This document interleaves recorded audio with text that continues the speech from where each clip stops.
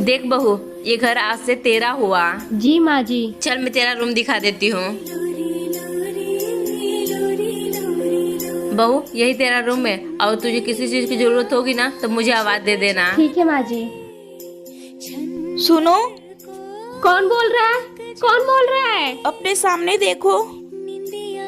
डरो मत, मैं तुम्हारी सौतन हूँ। क्या सौतन? तुम्हारा पति तुम्हारे पास क्यों नहीं आ रहा है? क्योंकि वो मुझसे प्यार करता था और मैं अलग कास्ट की थी, इसलिए तुम्हारी सास ने मुझे मार डाला।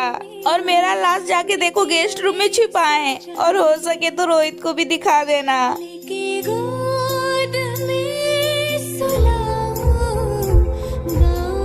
माँ जी, आप ये क्या कर रही हैं? बहू, तुझे अंदर आराम कर।